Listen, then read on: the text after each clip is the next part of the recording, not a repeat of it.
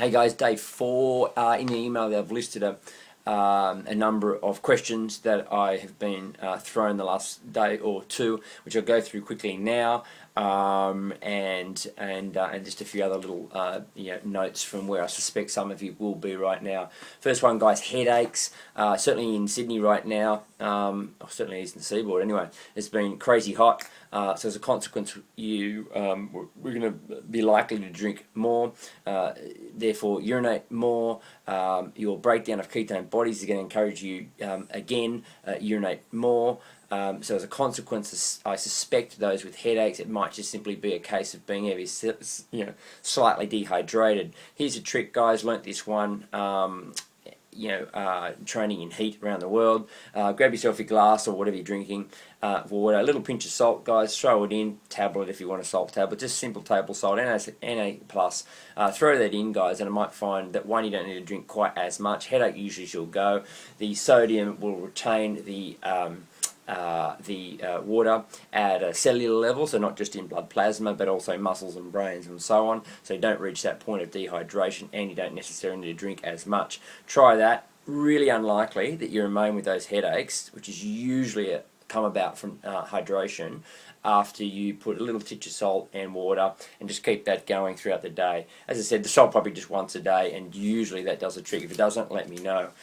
Next one, guys, just some of you mentioned the colour of your urine. I have encouraged that we take a multivitamin through this period.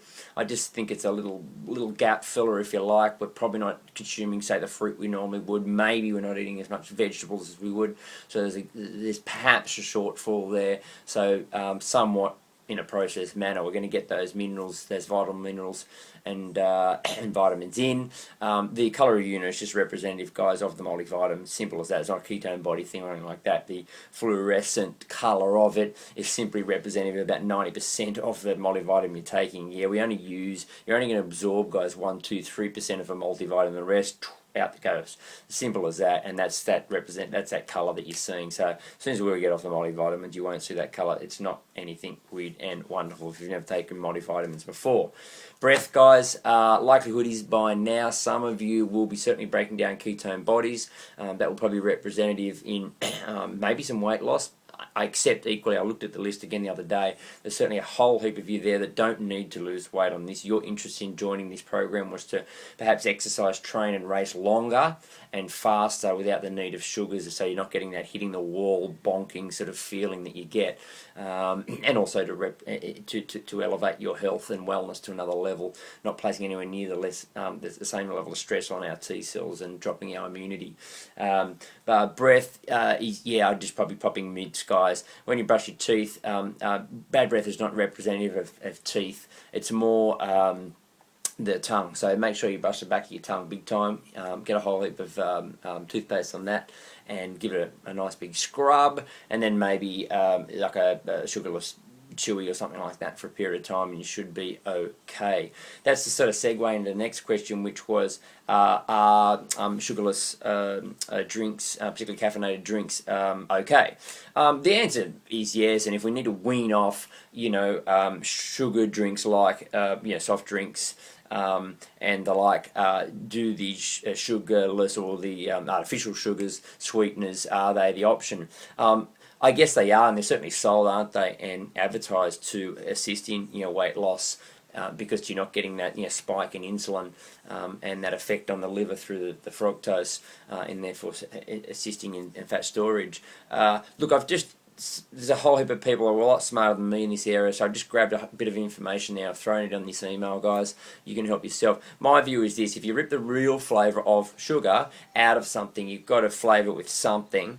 Yeah, and they're going to use aspartame with that flavouring, and I have an issue, I guess, with the body sort of recognising these artificial chemicals that we are consuming. Breaking them down, I think, has its demands on the body. I almost suspect that real sugar would be better for us in this instance. Yes, are not challenged with insulin spikes. However, I'm certain that our body probably finds it more difficult to recognise the chemicals involved in sweetening products. However, if you need to wean off sugar for this period, I suspect you have a crack at it. There's some information there, guys, and I guess you can form your own opinion on that. Yeah, what else to drink? I think someone might have said, other than just water and obviously, some coffee or tea. I've mentioned those green drinks there as well. Look, at the end of the day, squeezing lemon, squeezing lime, maybe into water, boiling water even, which forces you to sip over it for a long period of time. Green tea is another probably pretty good option that I would recommend. So there's some options, guys, through this period that I'd recommend. Read those notes, guys, and you just got to keep ploughing through till the end of the week, and that's when the magic happens.